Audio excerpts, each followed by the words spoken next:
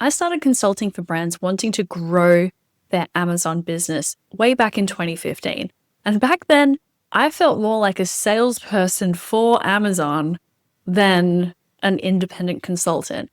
I'd hear things from brands like, isn't Amazon a place to buy cheap books? And we don't want our premium beauty brand to be in the same cart as toilet paper. I even remember listening to an interview with an agency holding company executive where they were asked about Amazon and whether they had any plans to pursue that opportunity. And the executive basically said, no, we don't see any opportunity here. Now, over the subsequent years, I noticed that brands typically went through 4 distinct stages in their Amazon journey. And I created this little graphic a few years ago called The Evolution of a Brand Selling on Amazon. I'm going to run through it. Even though Amazon is typically core today, we're seeing other e-commerce advancements face the same resistance. So just listen to this evolution with that in mind. And I'm going to come back to some ways that as e-commerce people, we can help be the voice of change in our organizations. Let's go. Good morning and welcome to the Retail Media Breakfast Club. I'm your host, Kiri Masters, and every weekday at 6 a.m. Eastern, I bring you candid and real discussions in the world of retail media and marketplaces in just 10 minutes. So bring your own cup of coffee and we'll get smarter about retail media together. So the evolution of a brand selling on Amazon. Stage 1 is ignorance. This first stage is actually the most dangerous. When I started my agency, Bobsled Marketing, in 2015, I often had to make the business case for established brands to even consider Amazon. Meanwhile, resellers started filling the gap, and Amazon-first brands like Anchor were emerging. Stage 2 is put the intern on it. Eventually, executives start shopping on Amazon themselves and realizing that their brand might benefit from being there. But Amazon is still treated as an experimental channel, a low-stakes project that you can put the intern on. Stage 3 is panic, where reality sets in. Amazon is not just another retailer. It's complex, it has a unique flywheel, it has its own language, procedures. You can't ask for a top-to-top with Jeff Bezos. And many brands suddenly realize that resellers have been selling their products on Amazon for years, potentially creating missed opportunities and brand damage for the original brand. And finally, stage 4, engagement and integration. Brands that evolve post-panic finally integrate Amazon properly into their retail strategy. The channel gets appropriate resources and becomes a meaningful line item on the P&L. So of course, fast forward to today, and Amazon is part of pretty much all brands' business plans, but there are new battlegrounds emerging in the digital space. Consider these days the challenges of adopting AI through the media buying cycle, of expanding to new retail media networks outside of Amazon and Walmart, perhaps, or planning for a world where AI agents are going to be transacting on our behalf. So while Amazon is core today, other e-commerce advancements face the same resistance.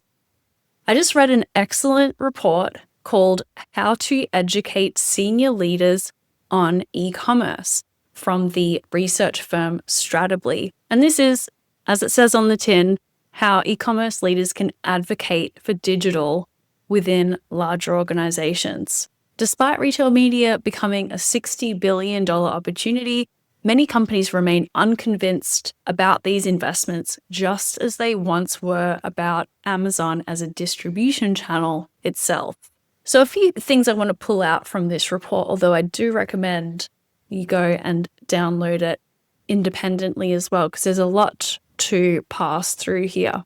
First thing I found really interesting was a number of reasons why organizations resist advances in e-commerce.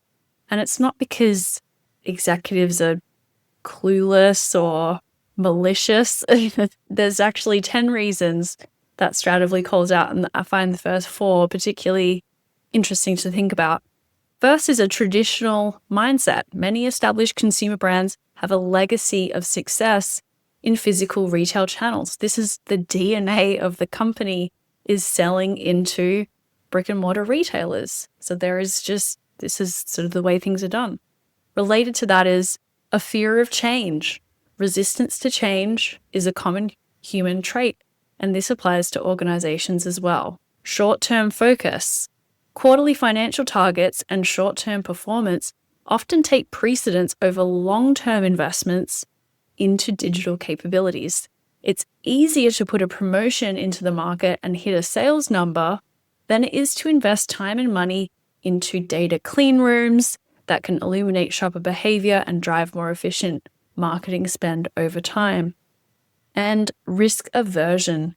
Senior leaders inside mature consumer brands have often spent their whole career gaining experience inside the firm in order to arrive at their position.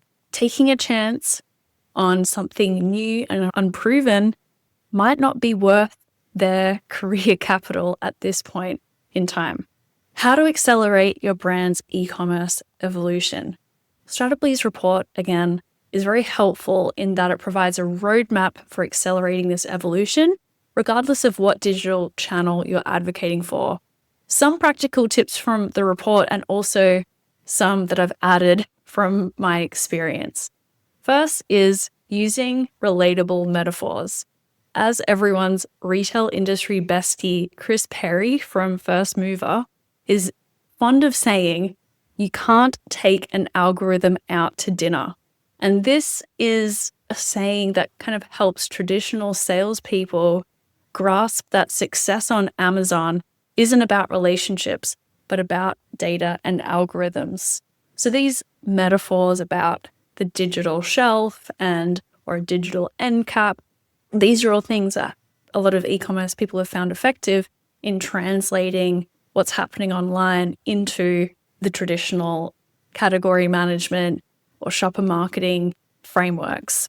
Second is start with a compelling digital vision.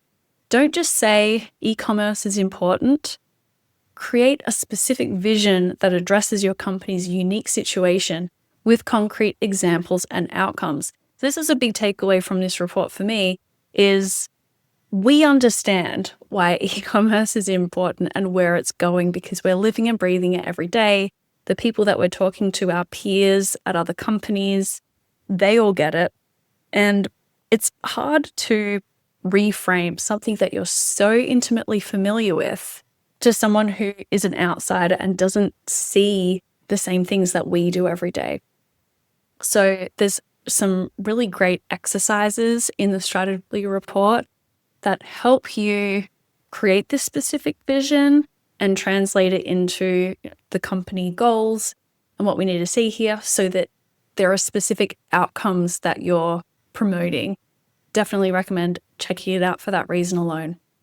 Related to this is identifying knowledge gaps. Instead of asking, hey, what do you want to learn about e-commerce?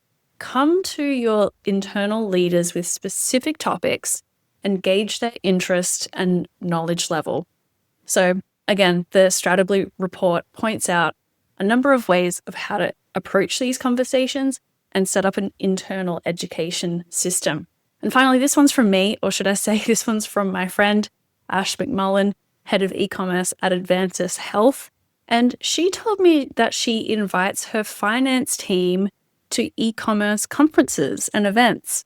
And I just saw a post from her on LinkedIn with the CFO at Advantis Health, who she brought along to an event, and they did a presentation together. So she says that this really helps the finance function in particular to understand firsthand what happens in e-commerce, why is this important, and developing a true partnership between e-commerce and finance so that finance understands things like the unique metrics that we have in retail media, that Amazon, for example, is a media provider, not just the customer channel. So I think that that is a really great way to build those relationships and build an understanding internally. So once again, I recommend checking out this report. It goes much deeper, outlining how to build internal education programs, and definitely worth checking out if you're facing resistance to digital investments. The evolution continues. Well, that is it for today. I hope you enjoyed this episode of the Retail Media Breakfast Club. We meet here every day at 6 a.m. Eastern.